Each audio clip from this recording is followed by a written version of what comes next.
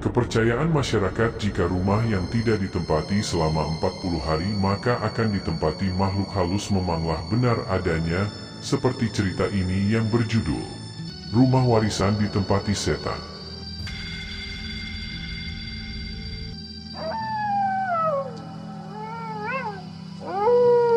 Pada tahun 2019, seorang gadis bernama Intan yang berusia 22 tahun pindah sementara ke Kabupaten Blitar untuk mengurus warisan almarhum kakeknya. Rumah tua yang diwariskan itu terletak di pinggiran kota, dikelilingi kebun yang luas dan hutan bambu yang menambah kesan seram.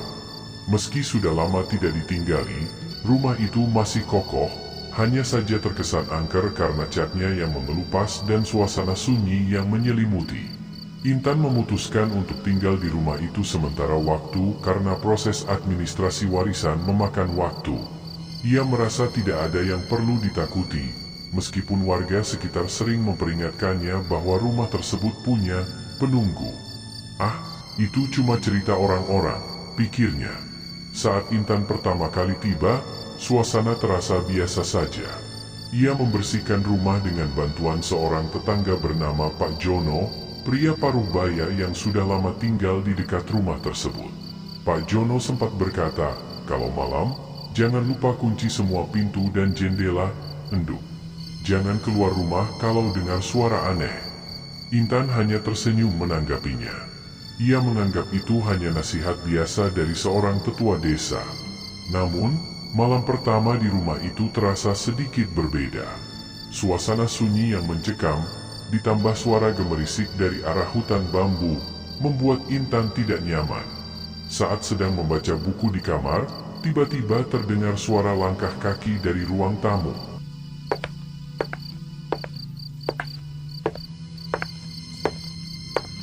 Ia bangkit dan berjalan pelan ke arah suara. Namun, saat ia sampai di ruang tamu, ruangan itu kosong. Jantungnya berdegup kencang, tetapi ia mencoba menenangkan diri. Mungkin cuma suara tikus, pikirnya. Malam kedua, gangguan mulai terasa lebih nyata. Intan terbangun sekitar pukul 2 pagi karena mendengar suara pintu depan diketuk pelan.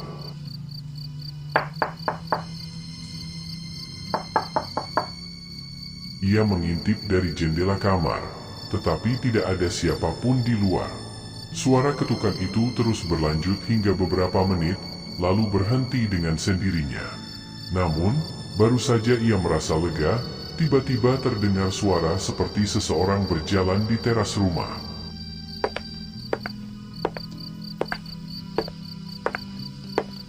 Kali ini Intan merasa ada yang tidak beres. Ia mengambil ponselnya dan mencoba menelepon Pak Jono, tetapi sinyal di rumah itu tiba-tiba hilang. Intan hanya bisa berdoa sambil menunggu pagi. Pagi harinya, Intan menceritakan kejadian itu kepada Pak Jono. Wajah Pak Jono langsung berubah tegang. Enduk, rumah ini memang ada penunggunya. Dulu, ada seorang perempuan bernama Lastri yang bekerja sebagai pembantu di sini. Katanya, dia meninggal dengan cara yang tidak wajar karena dituduh mencuri. Sejak itu, arwahnya tidak tenang. Intan mulai merasa takut, tetapi ia masih memutuskan untuk tinggal hingga urusan warisan selesai. Malam itu, suasana rumah terasa jauh lebih mencekam. Udara terasa dingin, meski tidak ada angin. Intan mencoba tidur lebih awal, tetapi sekitar pukul 1 pagi, ia mendengar suara tangisan pelan dari arah dapur.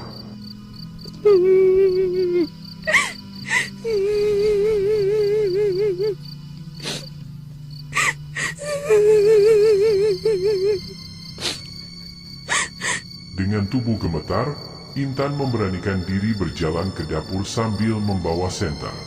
Saat sampai di dapur, ia tidak melihat apa-apa, tetapi suara tangisan itu berubah menjadi suara tawa kecil yang mengerikan.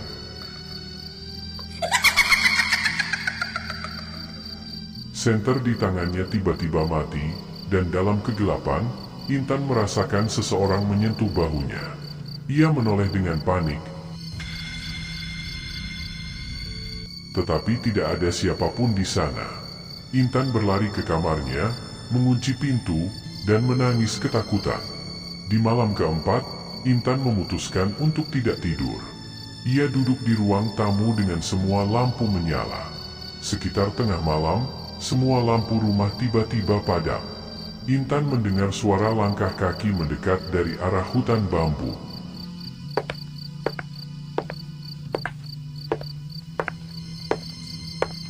Ia mengintip dari jendela dan melihat sesosok perempuan berbaju putih dengan rambut panjang berdiri di depan rumah. Sosok itu menatap Intan dengan tatapan kosong. Perempuan itu mulai mendekat, dan Intan merasa tubuhnya kaku, seperti tidak bisa bergerak. Tiba-tiba, suara ketukan keras terdengar di pintu kamar.